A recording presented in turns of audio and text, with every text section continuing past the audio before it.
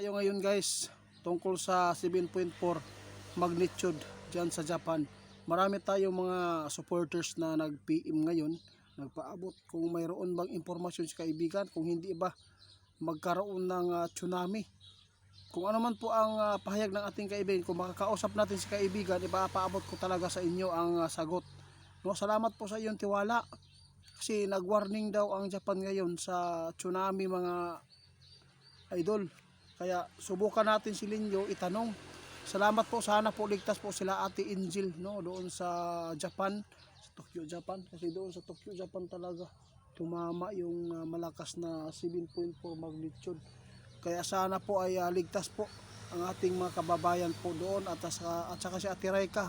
Malayo daw sila doon sa kinaroroonan ng lindol. Kaya pasalamat tayo ate, naligtas po kayo. Iwan ko lang si Ate Dailin Choy, kumusta kaya siya doon?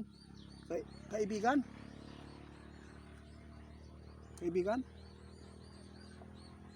Linyo, kailangan ko po ang update.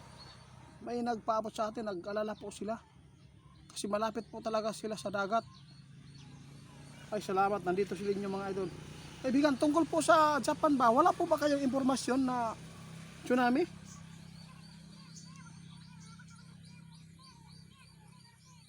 Ay, salamat. Mga idol, sabi ng ating kaibigan, ito wala pong impormasyon na nakikita po namin doon sa kaharian namin patungkol po doon sa Japan ngayon na tumama ang 7.4 magnitude. Wala daw silang nakitang impormasyon mga idol. Kaibigan. O tama yan. O tama po. Guys, sabi ng ating kaibigan, ito po yung nangyari doon sa inyo. Lagi po kayong alisto. Kahit wala man nakita si kaibigan ngayon na impormasyon na mayroon pong tsunami, pero hindi po dapat talaga na kumampante kayo doon ha. Mga idol, maraming salamat po sa inyong tiwala sa aking kaibigan, dahil si kaibigan mismo ngayon ang nagpaabot sa akin na kahit wala mang impormasyon na natanggap po ng ating kaibigan sa kanilang kaharian, ay importante lagi po tayong maghanda. Yung mga malapit sa dagat ng mga kababayan natin Pilipino, pwede po lumisan muna kayo, maghanap muna kayo ng mataas-taas na area, kasi hindi po ninyo alam na magkaroon ng tsunami, no? Kasi tinamaan na po noon eh. Napakadelikado, di ba? Oo, tama. Alam po yung mga idol, hindi porkit na walang mga impormasyon si kaibigan, magkampante na. Alam po ninyo mga idol, napakadelikado po ang lugar din po doon sa Japan, dahil madali talagang lumaki ang dagat. Kaya si kaibigan mismo ang nagpahayag nito, kahit wala daw sila nakikita impormasyon sa kanila na mayroon pong mga ganyan na pangyayari, pero pinapahanda pa rin kayo dahil delikado po ang Japan sa tsunami. Kaya mag-ingat kayo mga idol, kahit wala mang pong mga sign nakita ng ating kaibigan, pero ito pong mga nangyayari na 7.4 magnitude ay ikakabuti po ito sa inyo. Ang mga ipinapaabot ng mga anong tawag doon sa inyo, yung mga nagbabantay po sa kaligtasan niyo po doon mga idol.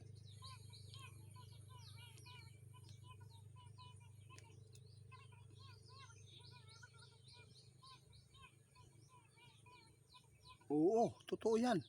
Malaki po talaga ang tulong po sa mga nagpaabot sa inyo doon. Kaya sinabi ng ating kaibigan ngayon, yung mga nasa tuktok ng building ng mga kababayan natin, mag-ingat.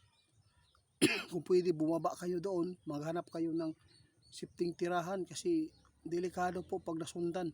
Kasi mayroon pang nakita si kaibigan na posibleng magkaroon ulit ng malakas na lindol doon.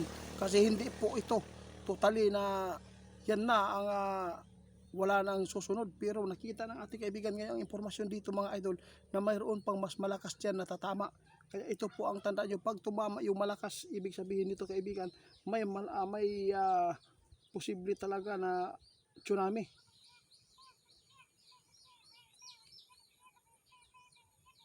Guys, ingon si kaibigan, may nakita pa sila na malakas pa dyan. Kung aabot po ng 7.6 o 7.8 magnitude, ibig sabihin nito, ihanda na po niyo ang sarili niyo. kailangan po talaga makapaghanda kayo ng mga sasakyan pang dagat, yung mga lumulutang, kasi delikado po talaga ang tsunami mga idol. May nakita talaga si kaibigan ngayon na magkakaroon uli daw ng lindol po doon. Kaya hindi lang po doon sa Japan ang mag-ingat ngayon, kundi buong mundo, pati dito sa ating bansa mga idol. Isa po tayo sa pinaka number 1 na grabe po ang masasagupang lindol. Kaibigan, dagang salamat guys. Paki-report Tigo Center 88 Fans 2.0 sa Facebook at saka doon sa TikTok. Kasi po, scammer po yan. Baka ma-scam kayo mga idol ha. Pinyo.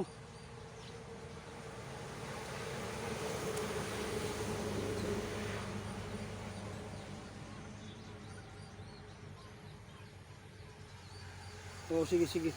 Guys, yun lang po ang tugon ng ating kaibigan. Yun lang po ang kanyang sagot na ito po ay wala siyang nakitang tsunami, no? Pero mas maganda daw mag-ingat dahil kahit hindi man nakita ng ating kaibigan, hindi po natin alam kung ano ang mangyayari po doon. Basta ingat lang po kayo. Pero ang nakita ng ating kaibigan dito na informasyon, mayroon pang susunod dyan na lindol na mas malakas pa. Kaya yun po ang paghandaan po lalo ninyo na magkaroon talaga ng tsunami kung usban o mas malakas pa dito. Guys, wala kaming intention po na panakot, kundi intention namin ligtas ang lahat. Kaya ibinababala ng ating kaibigan at tinutugunan po ang mga nagpaabot sa atin. Maraming salamat mga idol. Paki-report po kay Go Center 88 Fans 2.0 mga idol ha.